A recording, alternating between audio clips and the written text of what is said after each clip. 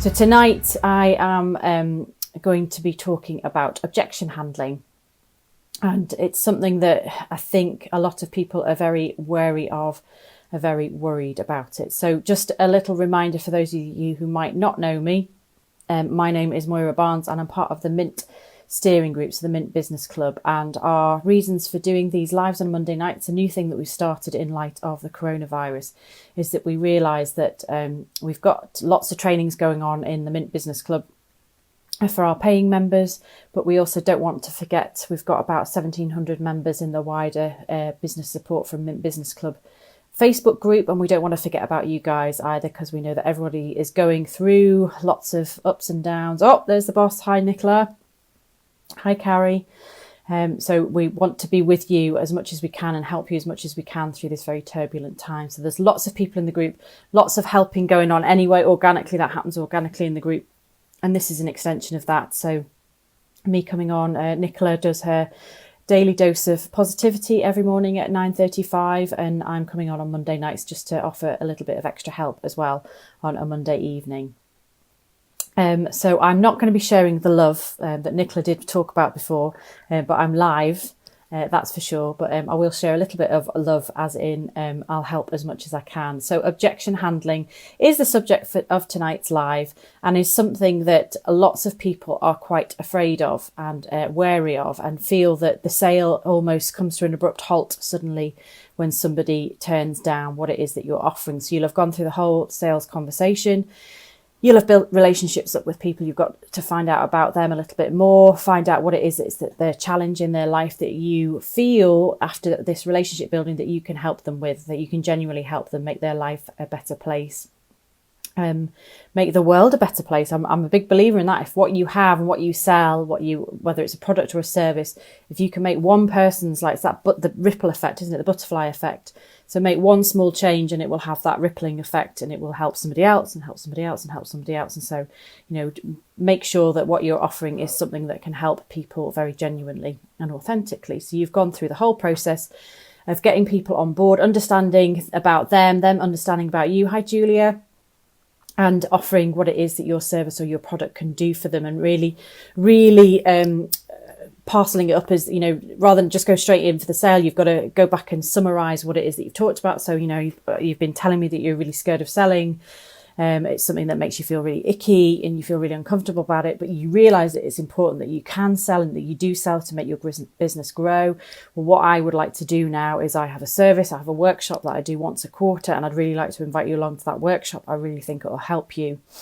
And what happens when somebody says, no, sorry, not interested? The biggest objection, correct me if I'm wrong, but the biggest objection most people have is, no, you're too expensive.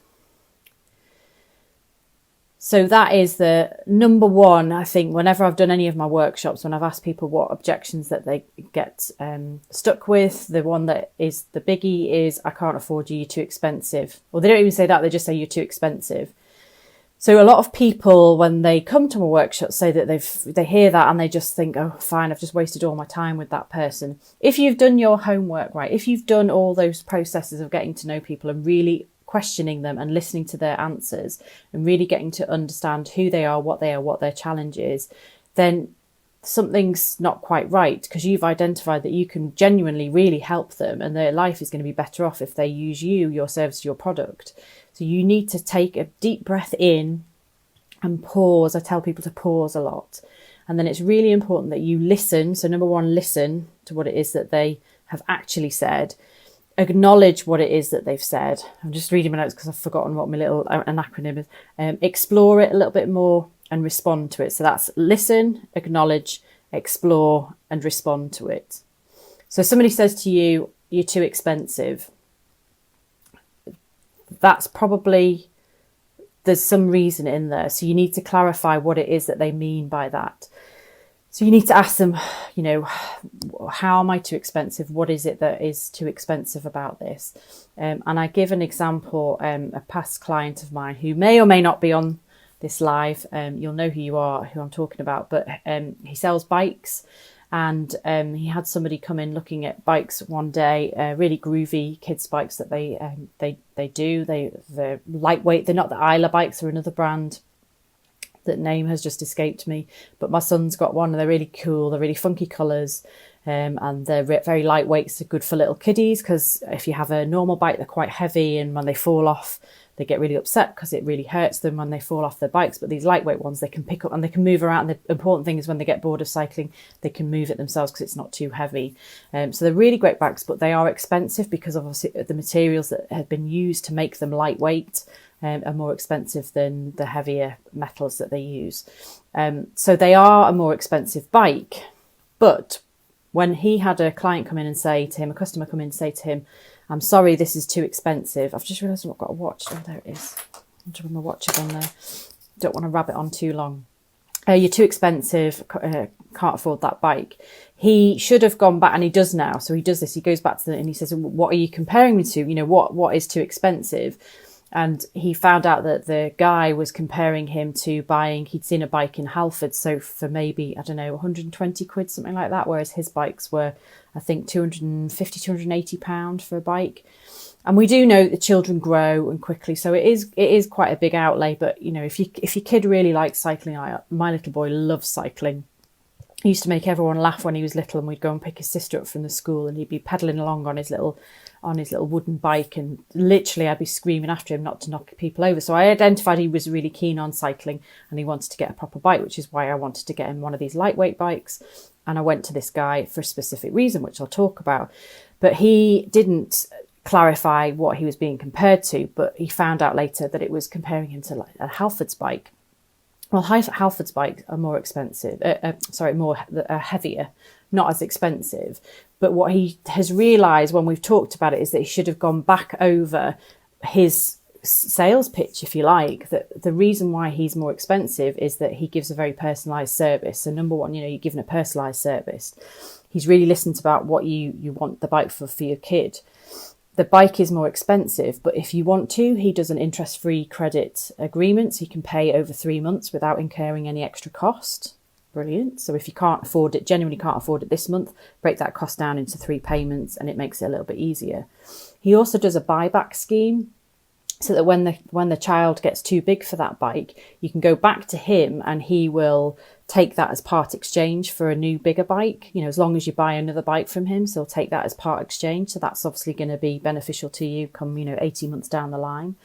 He also does a service after 10 weeks. So after 10 weeks, drop the bike off at his shop. He'll make sure that the brakes are all working, that the seat's at the right height, all very personal service. He's also really good at telling you what are the local bike routes. So along the Derwent Walk, where are good places to stop, what sort of snacks to take along for what sort of age children. So there are all these extra benefits. So yes, the bike is more expensive, but the bike's more expensive because it's made with more expensive materials. But actually, all around that is all the other things as well. So all that additional value that you would not get if you went to Halfords. Yeah, Halfords will make sure the bike's at the right height the day you buy it, but they're not going to be looking at it in 10 weeks time. And he also does an annual service on your bike. So you can't go back after a year to Halfords and say, can you give this a quick once over? Because they're not going to do it, are they? And they're not going to do a buyback scheme. To my knowledge, they're not going to do a buyback scheme.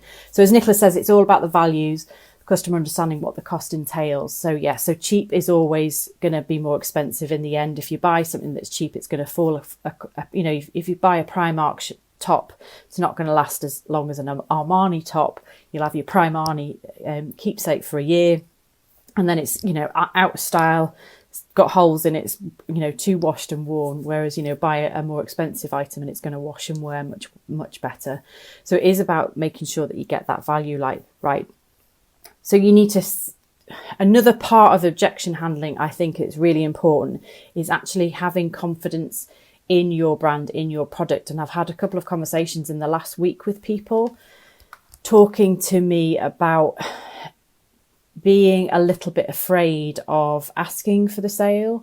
So that is, you need to go back. So somebody that I was talking to over the weekend, I've set them a task of sitting down and writing a list of all the ways that they are helpful. So they're really worried kind of at this time, the strange time that we're in at the COVID. Hi, Phil. Hi, Peter. This COVID. And Dean, hi. I need to message you. I must remember to message you.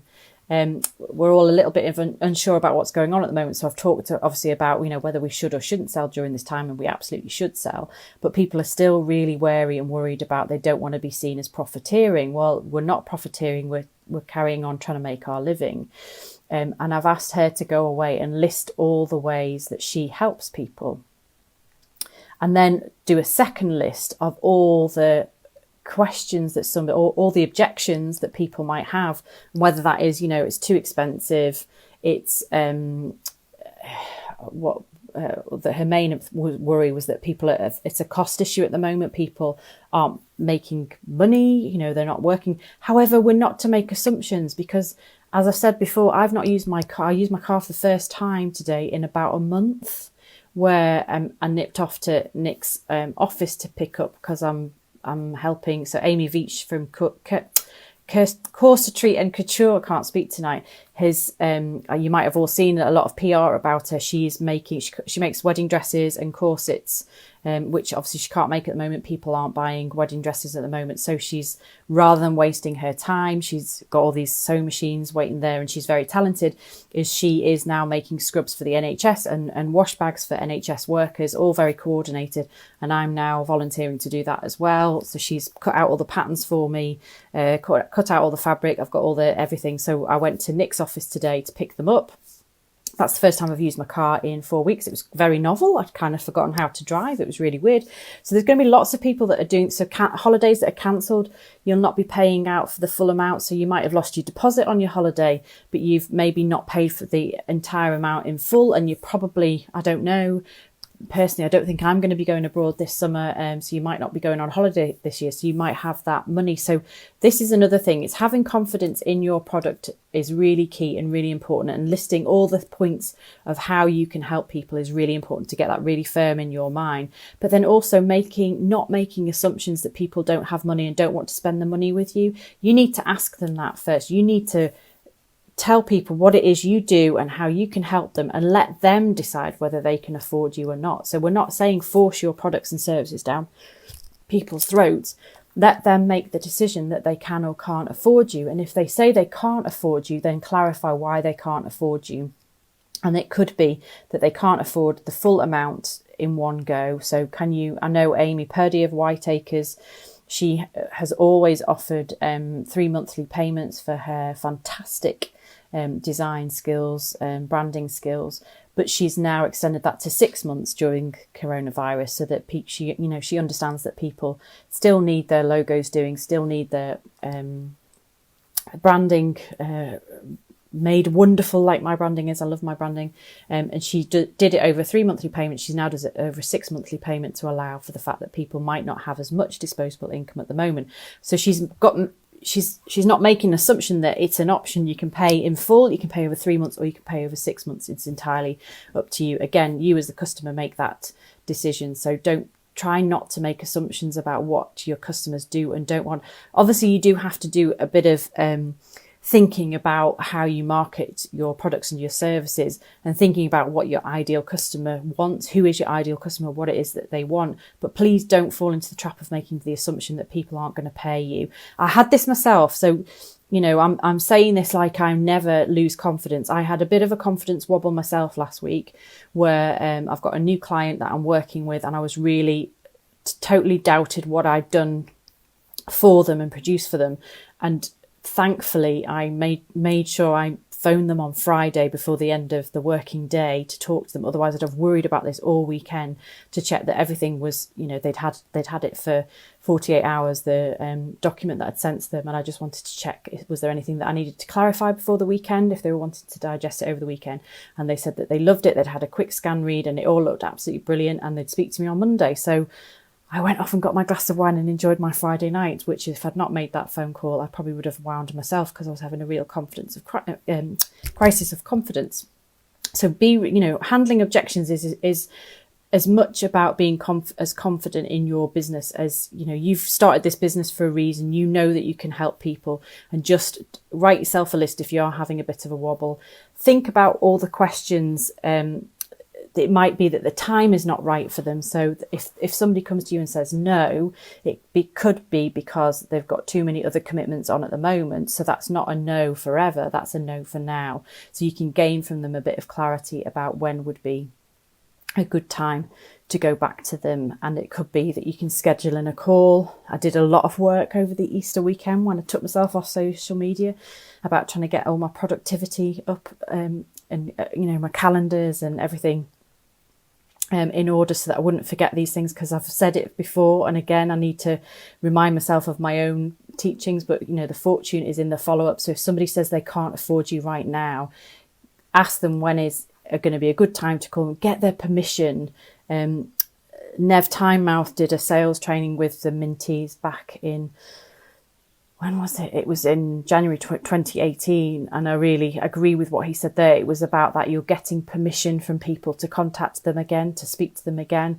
So when you do have that pop up in your diary that you need to call such and such a body, again, it's that confidence. That you've already said to them, I'm going to call you back in 3 months. Is that okay? Yep, that's fine. Not a problem. So they will kind of half be expecting you. You'll probably, you might need to remind them that you said you were going to call. So yes, make phone calls. It's really, really important if you want to get a quick answer. I could have sent an email on Friday to my client saying, I hope everything's all right, but they probably wouldn't have had time to respond to that email. And so I would have spent the weekend tying myself up in knots. But to have a really quick phone call, I mean, it didn't last more than 3 minutes, the phone call. I knew that they were happy with what they'd had a quick read, so that it did make sense, and they didn't have any big queries at that point, so I was able to rest easy. Just a phone call is sometimes so much easier. I know people are really frightened of phone calls, but I've mentioned it in previous lives as well. At the moment, that human contact, how much are we craving that? I know we're doing all the Zooms and big lives like this, but to actually sit down and have a very almost like a telephone conversation between two people is almost a little bit intimate, isn't it? It's very personal. You can really find out a lot about the person just from their tone of voice, and you can't see them, but you can find out what it is that they're doing at the time. So it's something that is really pertinent, making phone calls. If you're dealing with objections, if you get an objection on an email from somebody, I'm not a big fan of closing a sale on email. It was something that we were always taught when I worked in advertising sales, that if you did try to close the sale on an email, you gave that person time to think about it and think of an objection. Whereas if you called them and spoke to them on the phone, they've got less time to mull it over and think about it. They're a little bit more impulsive. And I know I'm a terrible online shopper. I'm such a procrastinator when it comes to online shopping. I put things in my basket and then I think about it and I go away and I come back and I go away and I come back and I end up not ordering things. So for instance, a friend of mine had a birthday recently and I put something in my basket, took it out, put it in. When I eventually was like, right, I'm going to buy it, it sold out. So annoying. But I really wanted this very specific thing. So I had to wait for it to come back into stock, and then I did order it. But even then I procrastinated. Well, actually, I sent a message to the company to ask if they could personalise it. And then I was so impulsive. I was like, I can't wait for them to come back to me. And I just bought it. So, you might be dealing with people like me that are real overthinkers at times and then very impulsive. I'm a true Gemini. I'm one thing 1 minute and one the next minute. So you've got to, I think, if you phone people and talk to them, have a face-to-face video meeting with them at the moment, that's how you can really get across your intentions, and you can hear what their objection is. You can hear if their objection is a real objection. Another thing that people will say, again, based on prices, if you drop the price, then I'd buy it. If it was cheaper, then I'd buy it. And that's fair enough. It might be that they have, so if something is worth £150, you've priced it as £150 and they can only afford £100 and they genuinely can only afford £100. Obviously ask questions around that to ascertain if that's the case. You can go back to them and say, well, that's fine. What I can do is if I take out part C of the deal, then that brings it down to £100. So, you can have A and B. You just won't have part C. And 9 times out of 10, they'll either take the £100 and it reinforces the value of what it is that you're offering, or they might say, well, hang on a minute, I really want that part C. Let me see if I can find the extra money. and hopefully they will come up with the extra money. So be very clear on not devaluing your product. I talked about this the other week. I think, was it the first week? Don't throw your values out the window just because of the coronavirus. The coronavirus doesn't care about your values. You need to keep your values really close to what it is that you do, because otherwise you're just going to end up like Pizza Express. I always think of Pizza Express when we had the crash in 2008. We would only go to Pizza Express, or, even now we'll only go to Pizza Express if we've got a 2-for-1 voucher. We don't see the point in going and paying full price, which is terrible. And now there's talks of them going into administration, which is very sad, because I do love Pizza Express, but Pizza Express became known as that discounter, didn't it? So hold on to your values, and if people can't afford the full amount, then don't discount. Take something away and offer it to them. If you feel that the deal is just on the cusp of it, and again they've said that they can't afford it, then what can you add in that's added value to them? Again, I was talking to somebody today about is there something that they do anyway that a customer doesn't really see the value in it, or hasn't really grasped the fact that they're doing so much more for them anyway? Well, why don't they repackage that to be, it is a service-based business. This is what you get for this amount of money. However, if you book, there's a special offer, coronavirus offer or something like that, I'll actually be able to give you, maybe 10% extra, because that you would do that anyway. So you're not really losing out. Personally, you're not really losing out, and you're making sure you package it up that it's added value, that you're not taking something away, that you're not giving away something for free.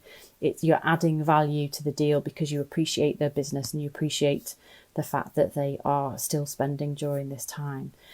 So that is, I've kind of rattled on for quite a bit. So objection handling is really, really important. I'll say that again. You need to stop, pause, take a deep breath. Don't take it as a personal affront. It's not personal. When anybody says there's an objection to a deal that you've got on the table, a sale, a product, a service, it's not about you. Just don't think it's about you, and don't take it personally and go off in a big huff because they won't buy your product or your service.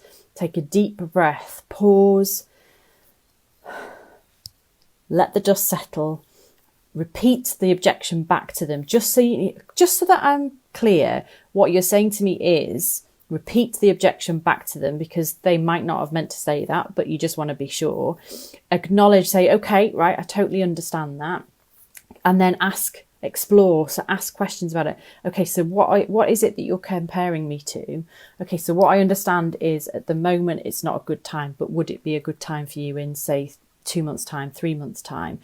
So what you're saying to me is that you have £100, but what I'm offering is £150. So make sure you're really clear. So ask all the pertinent questions, and then you need to respond to them. You need to go back and say, well, okay, what we can do today is, you can't compare me to Halfords. I'm not Halfords. I'm an apple. They're a pear. You can't compare us. Okay, I understand that it's not a good time right now. So what I'm going to do is, can we schedule in a call now? What day of the week is the best day to call you? Is there a time of the day that's a good time to call you? Right, I'm getting my phone out now. I'm going to send you a meeting request now, and we'll follow up in 3 months' time. That'll pop up, and I'll give you a call, and we'll have a chat about this again. What I can do is, for that £100, I can offer you A and B, but we'll have to take C away from it. Maybe we can revisit that part of the service when you've got more money. Or what I can do for you today is, I can see that, this is something that's really important to you. So what I'm going to do is I'll add on. So it could, if you're a service-based business, it could be I'll add in some an email follow-up. We'll have a meeting, and then what I'll do is I'll include 2 email follow-ups, or a follow-up phone call that you probably would do anyway, but it's just making them realise that actually has a bit of a value to you. So, then it also helps it to reframe in their mind. So that is a very, very quick snapshot of handling objections. So don't take it personally. Take a real deep breath, and then make sure that you go back and listen to what the objection really is. So I've now not got my phone to hand. I don't know why I've not got my phone to hand, but I'm trying to remember what's happening in Mint So there's a lot of Minty members on here at the moment. So Minty members are this morning we had My Time mentoring, which we're doing every Monday now, which is we on Zoom calls, the wonder of Zoom, we have a networking event, and it can be you're just at home working, you just want a bit of company. It's just making sure that we're not all alone out there, and we've got each other. But we also were able to break out into meeting rooms and have individual one-to-ones with different members of the steering group. I only had an hour because I was doing my homeschooling with the kids, but I had 4 one-to-ones with people, and it was really great. It was very fast paced, and we timed them. We were quite strict on the times, but I really enjoyed it, and I've had some good feedback from people that they enjoyed it. So that was really great. On Fridays, I can't remember what Nick's renamed it, but we did it on Friday, where we had a really good session where, again, we broke into groups. We've got podcast session tomorrow morning at 10 o'clock with Ashley King. So Ashley's just joined the Mint Business Club and is fantastic. Nurture Your Zest. She runs a fantastic podcast anyway, so she's doing some training for us. So that's the thing, is members come in who are experts in their area and they do training for us. Hi, Natalie Turner, how are you? So that's happening tomorrow. But on we've got video training on Thursday. Thank you, Nick. We've got video training on Thursday with Mark Orr, and on Friday we're doing these sessions, which I found very, very powerful. On Friday we went out into breakout rooms. I was with 4 other members of the Mint group. We all looked at each other's websites. In that particular group, we looked at each other's websites, and I took a whole page of notes of things I'd not even thought of. So simple things like my social media icons were in my brand colours, and so it made it really not obvious that they were for my Facebook channel, my Instagram channel, my Twitter channel. And so I've gone back in and changed those to the actual colours, the branded colours of those different platforms. It's called CSI, Chill Support Ideas Generation. Love it. Chill Support Ideas Generation. And we did. So I literally sat down and spent Friday afternoon going through my website and making loads of changes, adding new testimonials, making my font size bigger to make it easy for people to read. So that was really, really helpful for me, because it's something that there were loads of links that didn't work. You just don't get the time to do that. But to just literally we had an hour, 15 minutes each, and we worked on that. So that was really good. So those are things that are going on in the Mint business group for the members. In this wider network, we're in there trying to help where we can, with lots of questions happening. We're working a lot with Valued Accountancy. They've got a great group as well, and with they've got a community, so business community as well, that is helping people. So there's lots of support out there.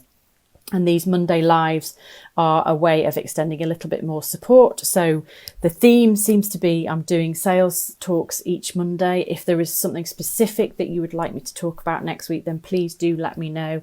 I'll go through all the comments. Even if you're watching this on replay, just put a few notes down on there. And I'll address it in next week's lives. But I'm wishing you all a wonderful, wonderful week. I'm hoping the sun's going to carry on shining like it has been for the last few days. It's been a really wonderful start to the week, which is good, because we're back to the whole juggle of homeschooling and business as well. So take care, everyone, and I'll stop rambling now. But good to see you all. Bye-bye.